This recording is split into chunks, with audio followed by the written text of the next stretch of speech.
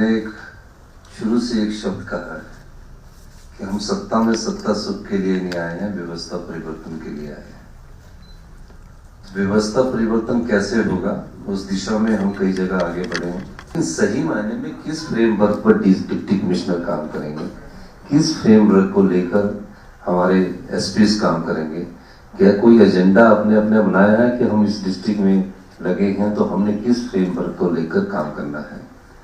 आपकी man management बहुत अच्छी होनी चाहिए, क्योंकि पॉलिटिकल सिस्टम में लोग, डेमोक्रेसी में जब आप रहते हैं तो उसमें मैन मैनेजमेंट का पार्ट बहुत इंपॉर्टेंट होता है। पॉलिटिकल लीडरशिप से भी आपने इन्वॉल्वमेंट रखनी है, फिर लोकल लीडरशिप भी इसमें इन्वॉल्वमेंट रहती है, हर प्रकार का दबाव आप लोगों पर रहता है। लेकिन निडरता, लक्ष्य और अपने कार्य के प्रति अगर आपकी रुचि रहेगी तो निश्चित तौर पर मैं कह सकता हूँ कि हमारी प्रशासनिक क्षमता का परिचय होगा और गुड गवर्नमेंट के लिए गुड गवर्नेंस का परिचय होगा।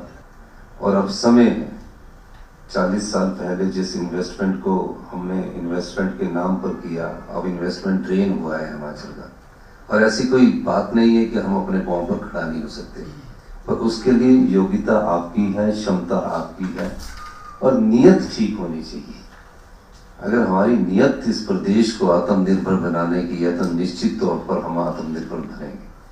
और ऐसी कोई चीज नहीं है कि हम 10 साल में हिंदुस्तान का सबसे समृद्धशाली और अमीर राज्य बनकर उभरेंगे।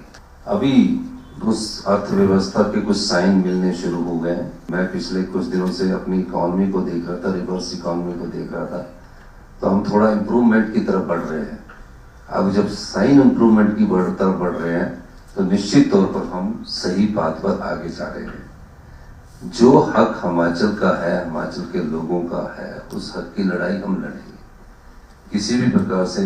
चाहे मुझे दिल्ली में प्रधानमंत्री जी से बात करनी पड़े, आर.के. सिंह जी से मेरी परसों बात हुई है, वाटर से, क्योंकि हमारे पास सिर्फ 2 रिसोर्स है और हम ग्रीन इंडस्ट्रीज को बढ़ावा देना चाहते हैं। कैटेगराइज कर रहे हैं हम इंडस्ट्रीज को। पहली वो इंडस्ट्री है जिसमें ग्रीन इंडस्ट्रीज आएगी, हॉस्पिटलिटी सेक्टर आएगा, टूरिज्म सेक्टर आएगा, हाइड्रो सेक्टर आएगा, फूड प्रोसेसिंग सेक्टर आएगा, आईटी इंडस्ट्रीज आएगी। इसको हम कैटेगराइज कर रहे हैं। लेकिन इन सब चीजों के लिए हमारे पास इंफ्रास्ट्रक्चर नहीं है, हम इंफ्रास्ट्रक्चर की तरफ सोच ही नहीं पा रहे हैं। तो हमने कांगड़ा के एयरपोर्ट को और हेलीपोर्ट से जोड़ने की दिशा में भी स्पीड ऑफ काम कर रहे हैं। शिक्षा में गुणात्मक सुधार हो, गाँव के बच्चे में विश्वास का पैदा होगा जब उसको सुविधाएं मिलेंगी। शहर के बच्चे और गांव के बीच बच्चों में अंतर क्यों है कि सुविधाओं की कमी है। उस दृष्टि से हमारी सरकार कर रही है। मेडिकल साइंस में मेडिकल टेक्नोलॉजी का इस्तेमाल करके हम आगे बढ़ रहे हैं। ई ऑफिस हमने शुरू कर दिया है। अब फाइलें मेरे पास ई ऑफिस के माध्यम से आ रही है, तो हम उसमें हमको भी दक्षता चाहिए, क्योंकि हमने भी कार्य करना है जितनी स्पीड से यंग आदमी ऑफिसर कर सकते।